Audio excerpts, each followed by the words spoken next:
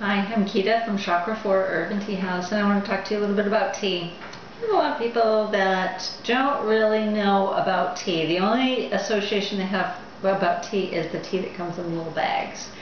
So, starting with bulk tea, loose leaf tea is a little bit of a culture shock, and some people get kind of confused.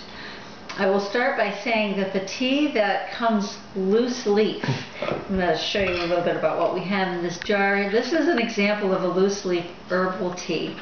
It looks different, and it might even look a little bit intimidating or even cave people-ish, but you don't have to be afraid because it's something that anybody can incorporate into their daily life. It took me a few years to incorporate tea into my life, and I had to figure out what worked for me. When you work with loose leaf tea, you can check with the quality and the flavor right away. So all you have to do is sniff, and it smells great. Look at it. Do the colors look vibrant, or does it look all washed out and brownish yellow? Unless it's supposed to be brownish yellow. So it's just something that you can learn to incorporate in your own life, and you have to figure out what works for you. This is a French press. A lot of people like to use French presses. Some people associate it with snooty people, but it's really not. It's just another way to enjoy your tea. You would put your tea leaves in the French press before you add any water. This already has tea in it. Then you'd add the hot water. Leave this plunger up and let it steep for the right amount of time. Depending on the kind of tea that you're using, that might vary from 1 to 10 minutes. And then when you're ready to steep it, just push this little plunger down, and it traps all of your tea leaves down here, and it filters out the tea, so it's very easy to use. A metal tea ball is what people that are really new to loose leaf tea usually go to, and it has a little hinge thingy right here, and you just open it up, fill up one side with your tea. Takes about a teaspoon, teaspoon and a half.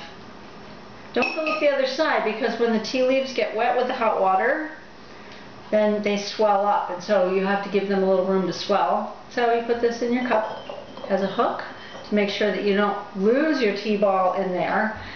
And when you're all done steeping it, after you pour your hot water in, then you just take it out and put it in a little saucer, or else it'll run all over the table and you'll have a big mess.